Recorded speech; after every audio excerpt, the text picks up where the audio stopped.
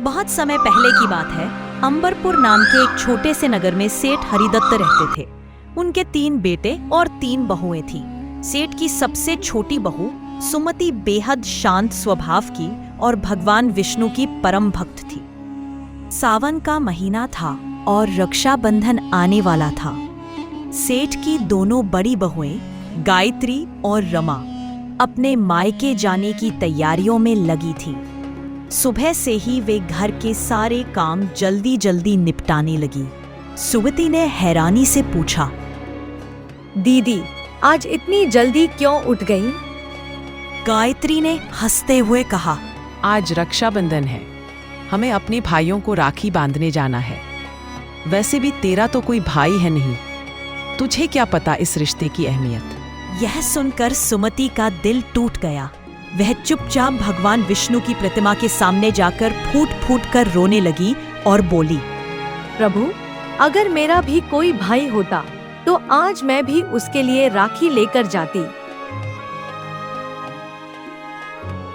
अगली सुबह जब रक्षाबंधन का दिन आया, तभी दरवाजे पर एक युवक आया और बोला, मैं सुमति का दूर का रिश्तेदार भाई विवेक हूँ, उसे अपने घर ले जाने आया हूँ। सेठ हरिदत्त चौंके और बोले, लेकिन सुमति का तो कोई भाई नहीं। विवेक ने समझाया, मैं विदेश में था, अब लौट आया हूँ। रक्षाबंधन पर अपनी बहन को लेने आया हूँ। सेठ और उनके बेटे मान गए, लेकिन सुमति के पति दीपक को थोड़ा संदेह हुआ।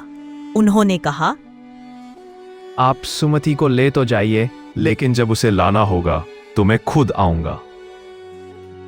विवेक और सुमति रवाना हुए। रास्ते में सुमति ने पूछा, भैया, इतने वर्षों तक कहाँ थे आप? विवेक ने मुस्कुरा कर कहा, बहन, मैं 7 समंदर पार गया था रोजी रोटी कमाने, लेकिन अब हमेशा के लिए लौट आया हूँ। ठीक है भैया, अब मुझे छोड़कर मत जाना, क्योंकि मेरे घर वाले मुझे ताना मारते हैं कि तुम्हारा तो कोई भाई ही नहीं। अब मैं तुम्हें छोड़कर कभी नहीं जाऊंगा। कुछ देर बाद वह अपने घर पहुंचता है तो सुमति हैरान हो जाती है, क्योंकि विवेक का घर किसी राजमहल जैसा था। उसकी पत्नी कविता ने सुमति का शानदार स्वागत किया और रक्षाबंधन बहुत ही धूमधाम से मनाया। कुछ दिन बाद दीपक सुमति को लेने वहां पहुंचा। सब देखकर अचंभित रह गया। भव्य महल, सोना चांदी, सम्मान। अगले दिन विदा के समय विवेक और कविता ने उन्हें कीमती उपहार दिए। थोड़ी दूर जाते ही दीपक को याद आया, मेरा तो अंगवस्त्र वहीं रह गया। सुमति बोली, कोई बात नहीं, वह पुराना है, वापस मत चलो, अंधेरा हो जाएगा।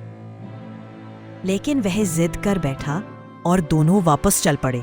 जब वे हवेली के पास पहुंचे तो वहां ना तो कोई घर था, न कोई व्यक्ति, केवल एक विशाल बरगद का पेड़ और उस पर वही अंगवस्त्र टंगा था।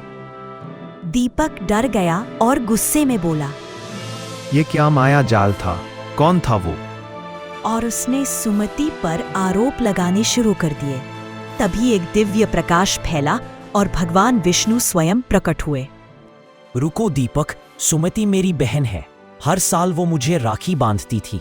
इस बार मैंने उसका भाई बनकर उसे स्नेह दिया है। ये कोई छल नहीं, प्रेम और आस्था का चमत्कार है।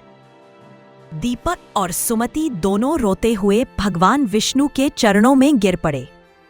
भगवान विष्णु तुरंत गायब हो गए और वे दोनों अपने घर चले गए।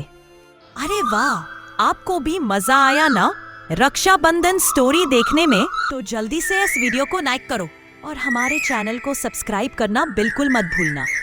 फिर मिलेंगे एक और मजेदार कहानी के साथ। तब तक के लिए बाय बाय।